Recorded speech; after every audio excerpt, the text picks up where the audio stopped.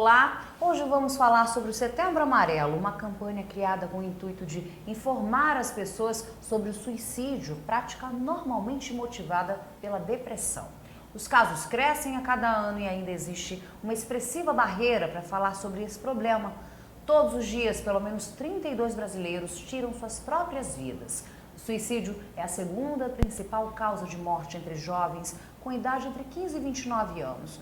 Mas como notar sinais de depressão nos jovens? Como entender e ajudar? Para abordar esse assunto, nós convidamos a psiquiatra, membro da Associação Brasileira de Estudos e Prevenção de Suicídio, Alessandra Pereira, que está aqui com a gente. Tudo bem, Alessandra? Tudo bom não, tudo ótimo, Tudo porque ótimo. nós estamos aqui nesse mês alegre, amarelo, falando de vida e de esperança. Seja muito bem-vinda, viu? Obrigada. Alessandra, vamos começar falando sobre o Setembro Amarelo, que começou no Brasil em 2015, mas tem toda uma historinha antes, né? É porque, na verdade, essa campanha começou nos Estados Unidos, quando um rapaz, que era muito alegre, comunicativo, toda a cidade conhecia ele tirou a própria vida e ele andava num carro amarelo.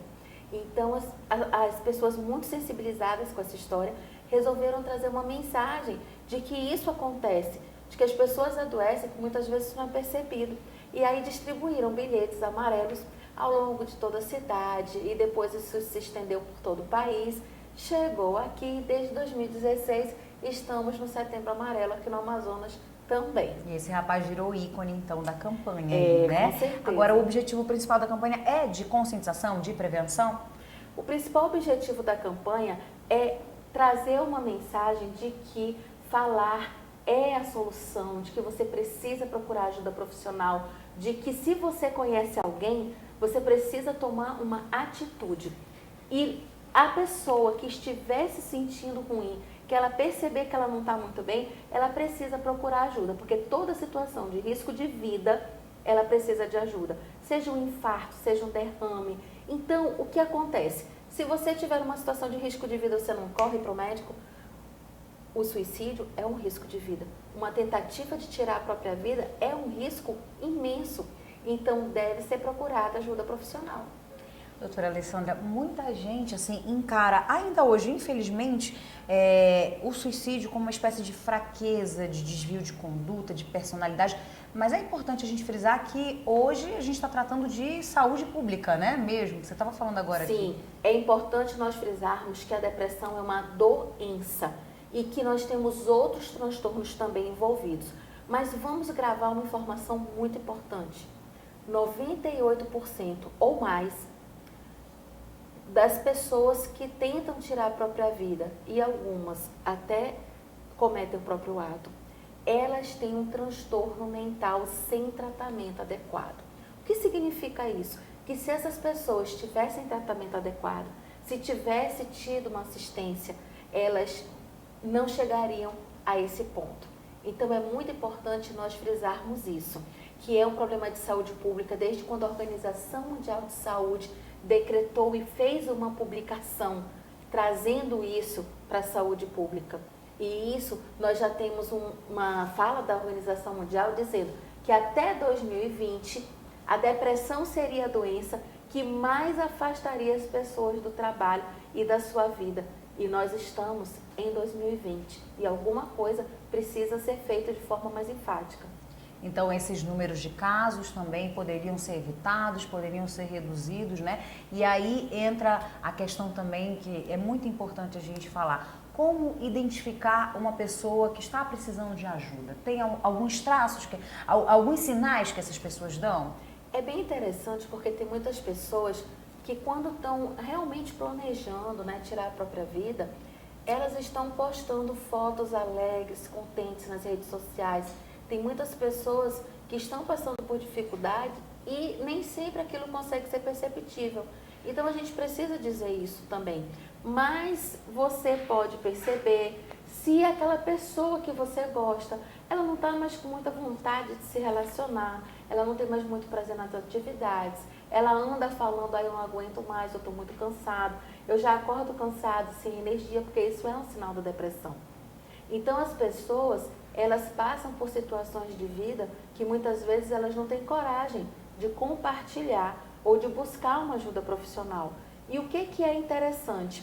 Que que nós temos o estigma, que ninguém quer ser portador de um transtorno mental. A pessoa não quer ter um rótulo, porque quem vai para o psicólogo, o psiquiatra é doido.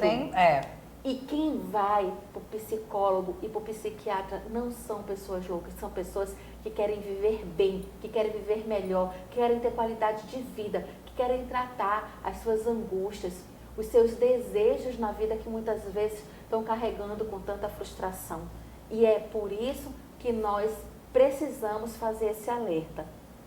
Doutora, vamos ainda insistir um pouquinho nesse ponto, porque tem aquela pessoa que de repente assim, fica muito solitária ali, ou de repente muito retraída, às vezes até aquela pessoa mesmo que se irrita muito fácil, que se sente muito culpada, isso daí também pode ser um sinal? É uma situação muito interessante de observar as mudanças de comportamento. Então a pessoa não era assim, porque tem gente que é assim a vida inteira, né? É verdade. Mas tem pessoas da personalidade, né? Tem pessoas que não são assim e que se tornam. E nós temos os fatores de risco, né? Homens jovens, pessoas que não têm relacionamento estável, pessoas solteiras, viúvos, né? Então, as pessoas grande também o índice entre idosos, né? Também. As pessoas, e muitas vezes a gente também tem um outro contexto só, trazendo uma informação bem importante. As pessoas, muitas vezes, elas têm o que a gente chama de suicídio indireto. Por exemplo, se eu tomo um remédio para pressão porque eu sei que eu preciso daquela medicação para eu me manter vivo, e eu vou deixando para lá, eu começo a ter um comportamento de risco de vida. Aquilo é uma forma de você tentar abreviar a sua vida. Geralmente, quem pensa em tirar a própria vida, pensa em acabar com a dor, com o sofrimento que está vivendo.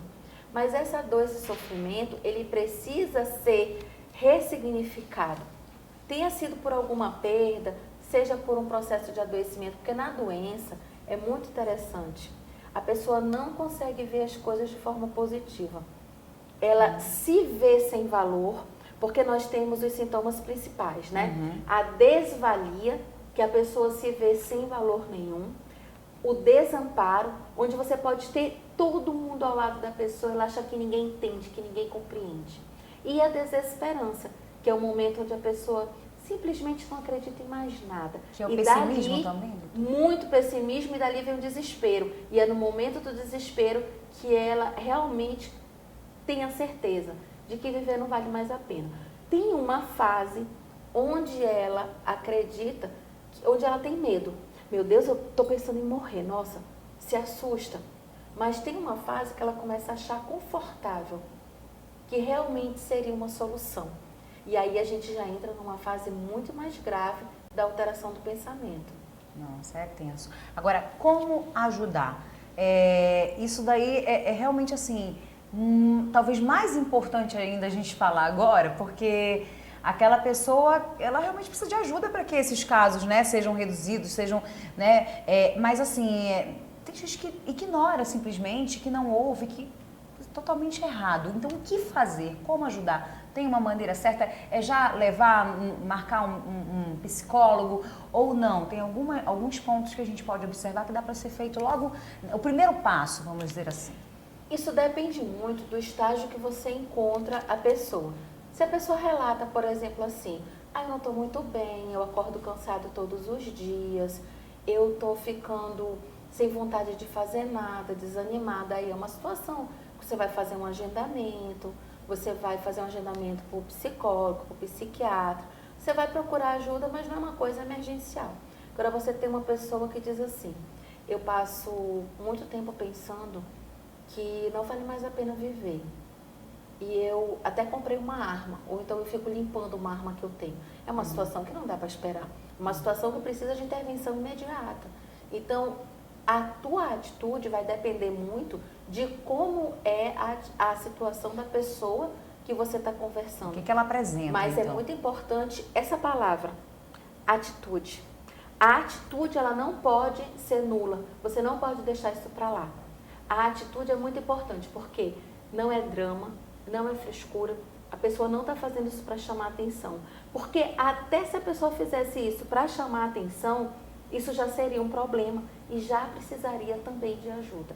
Então, o que nós precisamos compreender é que você não pode fazer, você não está ali para julgar o que a outra pessoa está relatando ou está sentindo.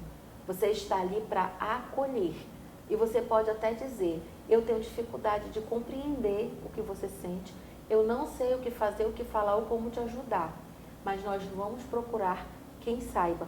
E não marque e mande a pessoa ir. Você vai agendar o profissional, você vai com a pessoa e você vai inclusive mobilizar a família e amigos para saber se está efetivamente indo às terapias, fazendo a medicação. Outra coisa importante, as pessoas sempre dizem assim, é muito importante fazer atividade física. Mas veja bem, muitas vezes a pessoa não consegue sair da cama para tomar banho. Será que ela consegue levantar cedo, cantar com os passarinhos, calçar um tênis e sair para fazer uma caminhada? Não. Então é muito importante também alguém se dispor a fazer as atividades com a pessoa e entender que nem sempre ela vai conseguir. E que se você tiver uma pessoa com crise hipertensiva, você não vai dizer para a pessoa, tenha força de vontade, sua pressão vai já baixar. Você não está querendo que ela baixe. Então não seja cruel e não ache que é uma capacidade da pessoa dominar os seus sentimentos e seus pensamentos. Porque acolher uma pessoa em sofrimento precisa eliminar o julgamento desnecessário naquele momento.